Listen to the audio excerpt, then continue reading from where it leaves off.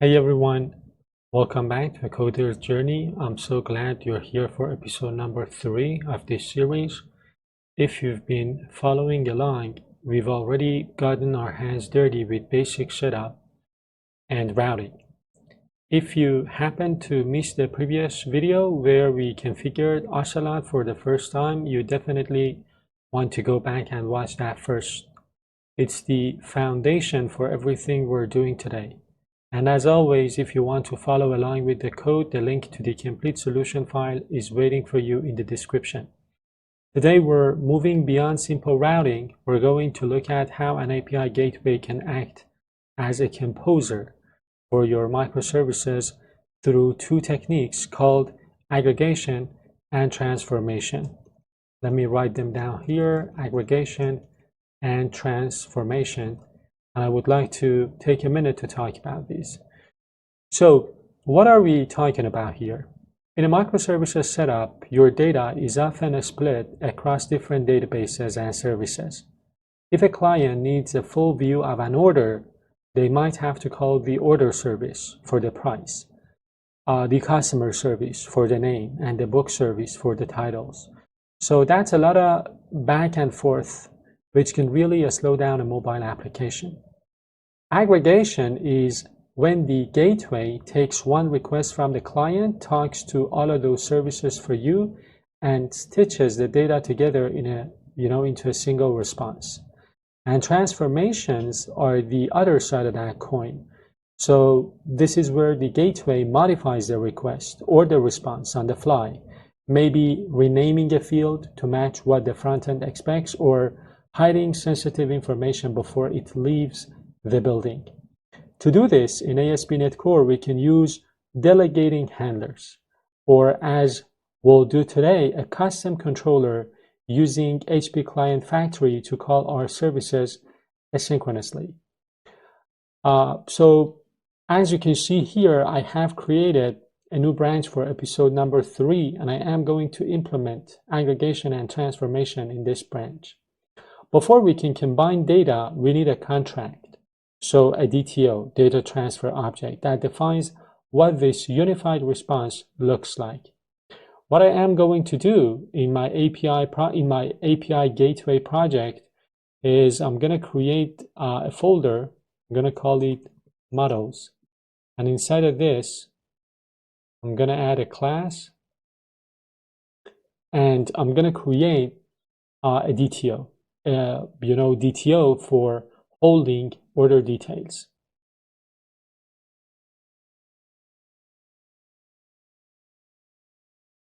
So I need 4 properties. And of course, I need to define the book DTO itself. So the book DTO is going to be a class with 2 properties. Before we move on, let's talk about these a little bit. As you can see, this file lives in our gateway API. So it defines order details DTO, which includes general order information and a list of book DTO objects.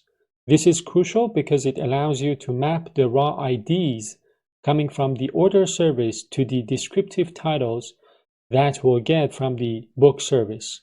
And this ties into the rest of the app by acting as the final shape of data sent to the user.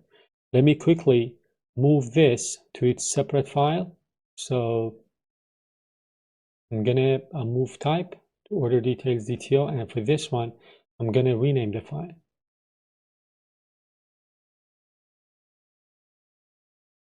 Rename the file to book DTO.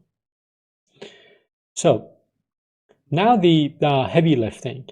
So we're creating a custom controller in our gateway that will orchestrate the calls to our microservices.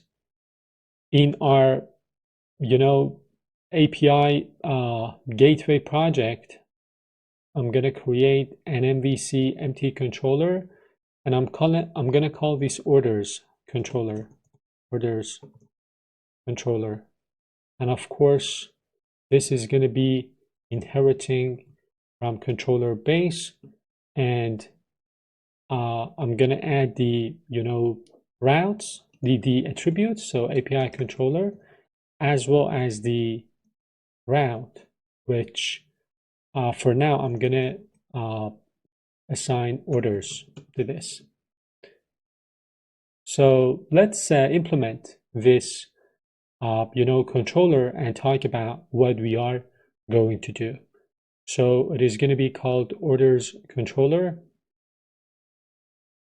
and it has a dependency on HP client factory. So the next step would be to create the endpoint, the get endpoint, where we are going to communicate with our services and then convert the information that we have obtained to our book DTO and then returning them. So I'm going to create this endpoint. It's called get order details. I'm going to use the HP client factory, get my order information from the order service.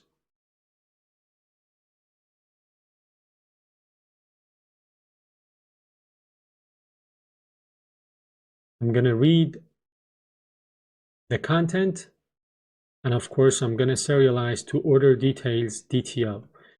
And the next step would be to communicate with the book service to get the information of our books. Again, I'm using asynchronous programming. And then, as you can see here, I'm going to use task.whenAll. I'm going to use the book DTO to convert things to our book DTO, and then I'm going to replace my books with our actual data, and I'm going to return the books. So as you can see in this endpoint, as I told you, by using our HP client, which is a pre-configured HP client, we hit the order service to get the base data, and once we have the book IDs, we use task.whenAll to fetch details for every book at the same time, which is much faster than calling them one by one. And finally, we aggregate everything into our DTO. This code, I would say, is the bridge between the independent order service and book service. Now we need to tell our gateway how to handle these custom controllers and provide the necessary HP tools. So I'm going to navigate to my program.cs, and here I'm going to add this service to my container. So again, using add HP client, we are adding this service to our service container so our controller can use it. We also have other services registered, and we are registering Ocelot. This comes from the previous episode. So this setup now ensures that when a request comes for our custom aggregation route, the gateway handles it locally instead of trying to pass it through Ocelot's generic routing. Now to see this in action, we need our microservices to have some data that actually matches up. So let's quickly set up a minimal order service and update our book service. We need the order service to return a hard-coded order that references a specific book IDs. So what I am going to do inside of my order service, this is the order service. I'm going to add a folder called domain, and then inside of this I'm going to add a file. I'm going to call this order, and then I'm going to define the order entity.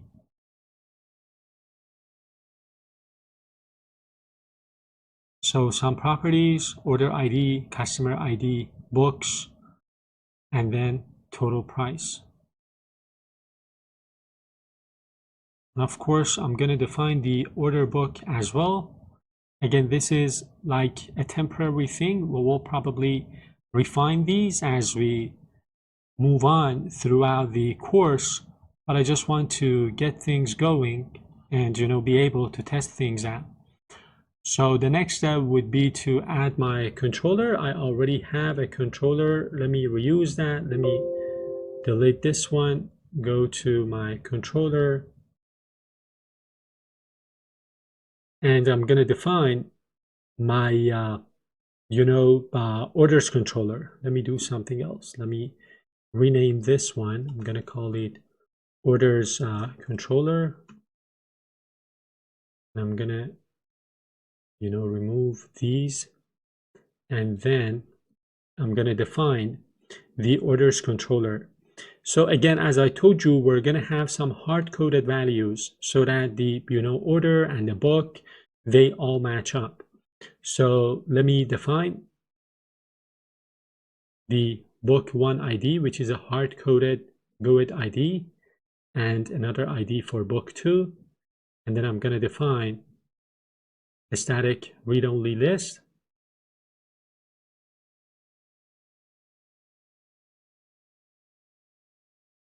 With some hard-coded values.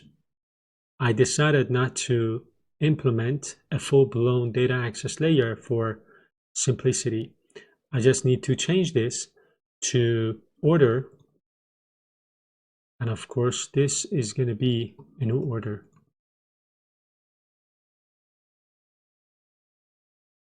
So with these hard-coded values in place, what I want to do now is to define a very simple get endpoint that returns, an order based on its ID.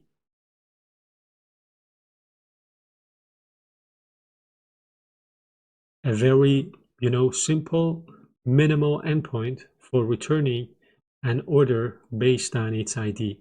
And as you can see, we have two hard-coded book IDs.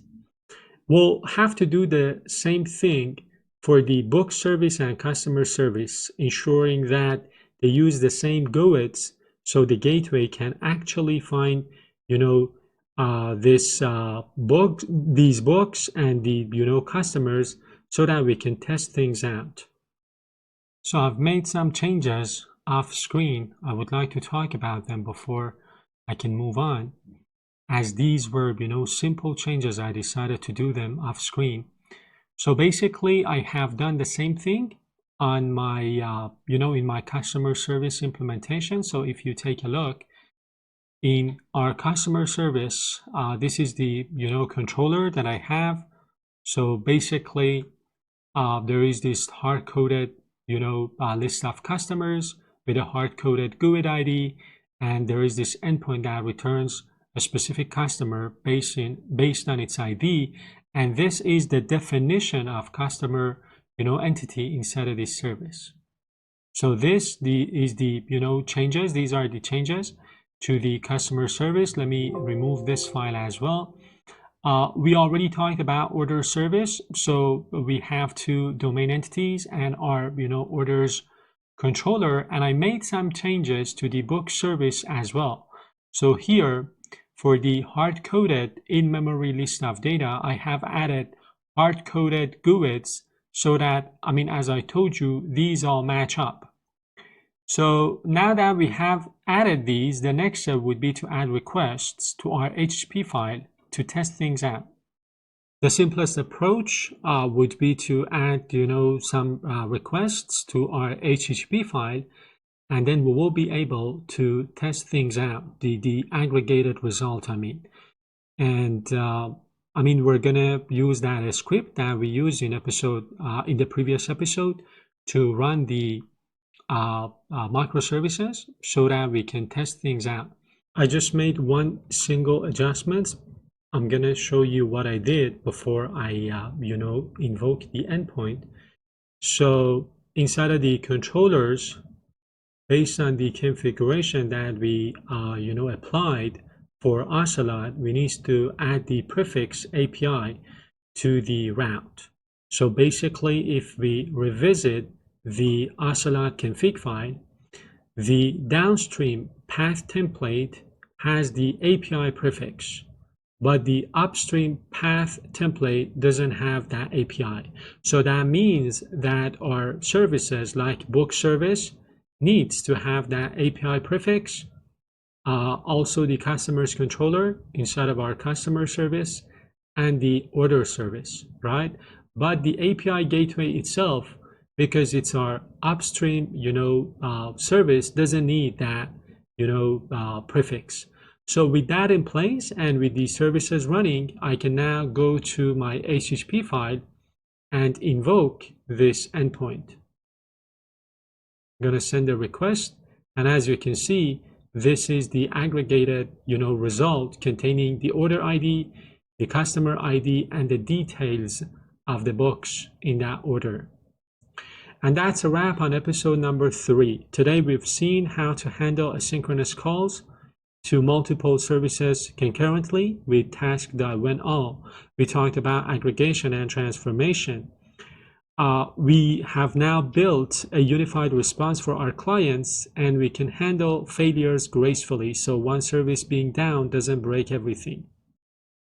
If you enjoyed watching this episode, continue watching, the rest of the videos in this playlist, as we will be tackling other topics topics related to API gateways as well.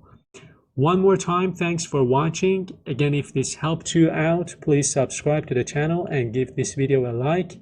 Stay tuned for the next video, and I'll see you there. Bye-bye.